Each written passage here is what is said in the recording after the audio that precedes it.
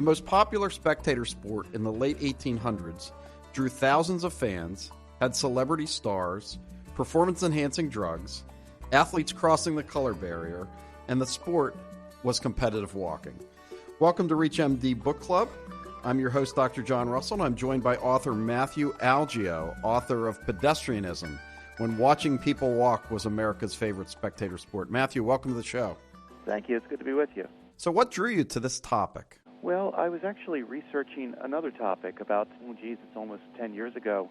I wrote a book about the 1943 Steagles.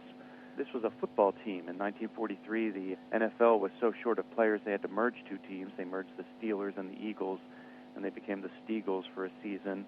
The team was, kind of a team of misfits. There was a quarterback that was deaf in one ear, the wide receiver was blind in one eye, that sort of thing. But while I was researching that book, I started looking into the history of spectator sports in the United States, and that was the first time I'd ever heard of pedestrianism. In the late 19th century, specifically, we're talking really the 1870s, the 1880s, these competitive walking matches, and they'd be held indoors, like in an arena. They'd sketch out a maybe 1/6 mile track on the floor of the arena, and the matches would last up to 6 days to see who could walk the farthest. And that was the first time I'd ever heard of it when I was researching this other book. And so a couple years ago, I was really fishing around for something to write about, and I remembered this idea of competitive walking, and that's how the book began. So how did competitive walking or pedestrianism become a sport? It's really interesting. The short answer for why pedestrianism was popular is that there really wasn't much else to do in the 1870s and 1880s. You have a period of really phenomenal economic growth in the United States, and really a period of rapid industrialization, rapid urbanization, millions of people moving into the cities. And there really wasn't much for the average person to do for a nickel or a dime for entertainment. And so these competitive walking matches, which started in the 1870s kind of as a lark almost between guys who could see who could walk the farthest in a day, and they would charge people 10 cents to come see them walk in these arenas. And then it just kind of grew from there into these 6-day spectacles where people would come from all over to come watch these guys walk in circles for days at a time. So who was Edward Weston? Edward Weston, he was the first and really most famous walker of the age. He really got the ball rolling. It was Weston who, in 1861, after the presidential election, he had made a wager with a friend that Abraham Lincoln would lose the presidential election. Of course, Lincoln wins the election in 1860, and the loser of this wager had to walk from Boston to Washington in 10 days. And so Weston, he fulfilled the terms of this wager after he lost, and he walked from Boston to Washington in 10 days. And it caused such a sensation up and down the country. And, of course, this is a very interesting time in American history where the country was about to go to war. And so by walking from Boston to Washington, Weston was really kind of a unifying force in the country at a time when the country was really bitterly divided. And so he became very famous. And after the war, in 1865, Weston started staging these walking exhibitions where he'd try to walk, say, 100 miles in 24 hours, that sort of thing. And that's how Weston became the most famous walker in America after the Civil War. What was the story with other sports in the United States at that time, boxing or baseball? Wasn't that more popular? It was really kind of an interesting time for spectator sports. They weren't very respectable, to be honest. The most popular spectator sport at the time, right after the Civil War, probably was boxing. But boxing was illegal in most places. Baseball was really in its infancy, and it kind of had a reputation as not a gentleman's game. It was regarded as sort of a game for toughs, not something you would take the family to, that sort of thing. Baseball really had its own scandals, too. There were a lot of gambling scandals. It had a very bad reputation. Baseball didn't really get going until the 1870s. In 1876, the National League was formed, and this was the first attempt to really sort of codify and have a manageable baseball league. And it still took, even then, it wasn't really until the 1880s that the baseball really started to take off. And so there was a void. There was really a void in spectator sports, and competitive walking matches kind of filled that void for a time in the 1870s and 1880s. Who was Daniel O'Leary? Daniel O'Leary, he was an Irish immigrant. He was originally from Ireland. He moved to Chicago, like so many millions of immigrants, And he saw what Edward Weston was doing after the Civil War. Weston, I mentioned earlier, was staging these walking exhibitions where he would attempt to walk, say, 100 miles in 24 hours and charge people 10 cents apiece to come watch him try. And O'Leary thought, well, I could do that too. And so O'Leary began staging his own walking exhibitions, and eventually he became a great competitor to Edward Weston. He challenged Weston eventually to a 6-day walking match. Whoever would walk the farthest in 6 days would be declared the winner. This would have been about 1876, 1877. And O'Leary actually defeated Weston and became the world's champion pedestrian. At least that's what he called himself. There wasn't a whole lot of competition for the title at the time. And it's also worth noting that 6 days was as long as a pedestrian match could go because of laws that banned public amusements on the Sabbath. You couldn't walk on Sunday competitively, so the matches would begin right after midnight, Sunday night, Monday morning, and then continue right up until midnight, Saturday night, Sunday morning, the following Saturday night. So 6 days was as long as a match could go. So how far would they walk over 6 days? You know, really at the height of the sport, these guys could walk easily 100 miles a day. So then you're looking at up to 600 miles a week. I mean, it was pretty phenomenal, the distances that they covered. And even today, some of these records are really hard to believe. But from what we know, I mean, obviously there were some problems in record keeping, and you couldn't be sure that the distances were always accurate. But they really stand the test of time. Some of these records, these guys would walk, 600 to 650 miles in a week. It was really amazing. So they would walk the equivalent of about 20 to 24 marathons, over a 6-day period of time? Yeah, and really the key to the sport was coping with sleep deprivation. I mean, these guys would stay in motion 20 to 22 hours a day. I go into the book, I talk a little bit about kind of sleep deprivation and the effects it has, but also how some people are able to sleep just in really small spurts throughout the day. Most of us are monophasic sleepers. We just sleep once during the day. But these guys would be polyphasic sleepers. They could sleep for little spurts of 20 to 30 minutes several times a day, and that's how they succeeded at the sport. Really, it was guys who could put up with the least amount of sleep were really well suited to the sport. So health-wise, how did they hold up kind of walking 500, 600 miles in 6 days? Yeah, we think of walking, and it's not a very strenuous activity, but because of the sheer amount of time these guys spent on their feet, it would have a very deleterious effect on their health often. And you hear stories of guys who suffered strokes in their 30s and 40s because of what they put their bodies through.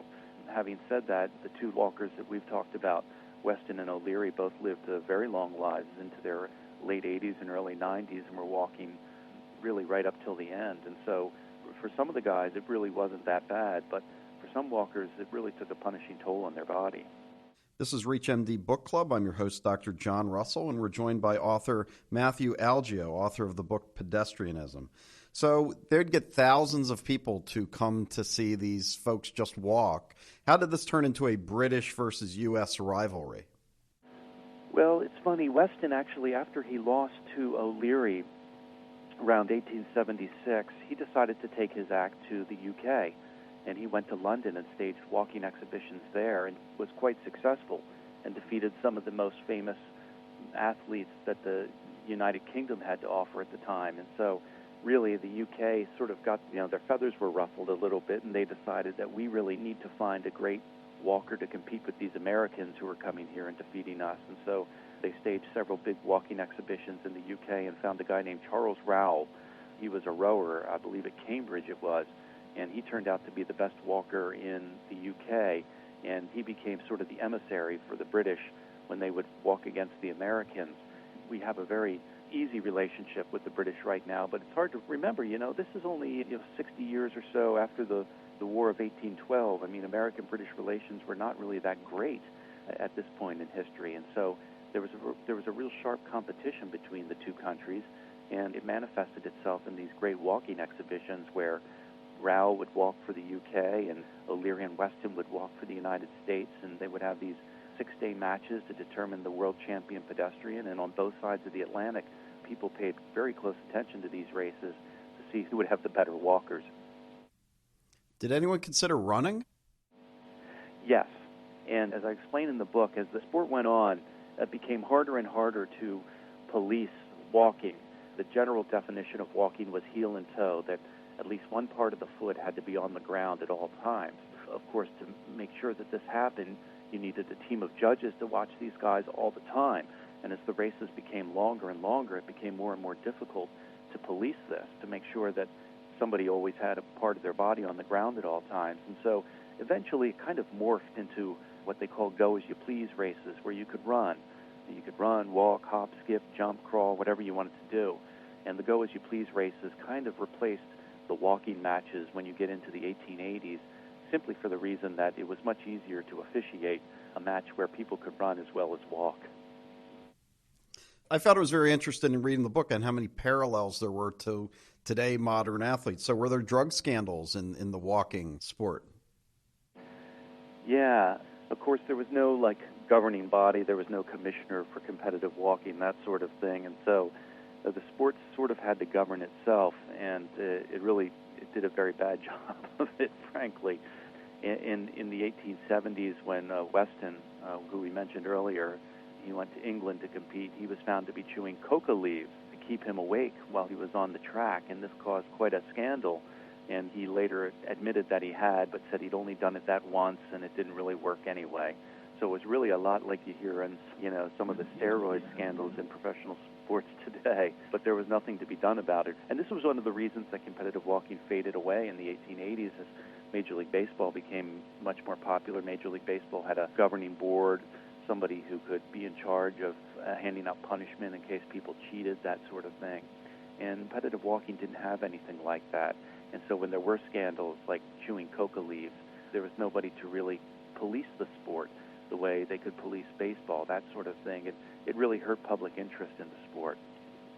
How about Frank Hart? Was he the Jackie Robinson of pedestrianism?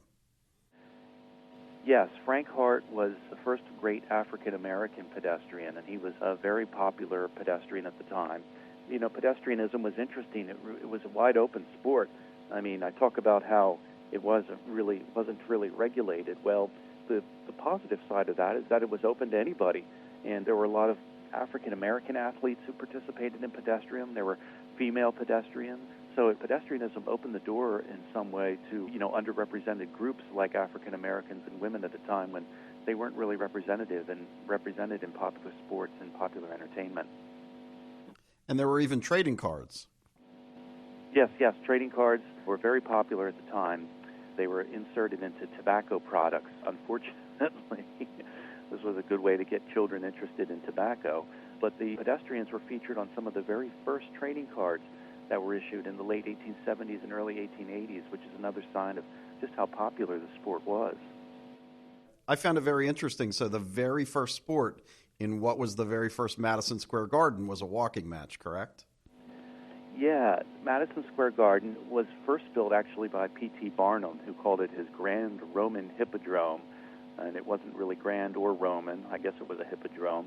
It was an open-air arena that was in New York near Madison Square. Of course, we still call the arena Madison Square Garden. This is about the fourth version of it I think we're on right now, and it's nowhere near Madison Square anymore. But yeah, Madison Square Garden was really one of the first great sporting venues to be built in the United States. This would be about 1876 that the first Madison Square Garden opened, and eventually a roof was put on it. Electric lights were installed, which was quite an innovation in 1879, 1880, and it was in this Madison Square Garden that some of the very first and most famous foot races, pedestrian matches, were held.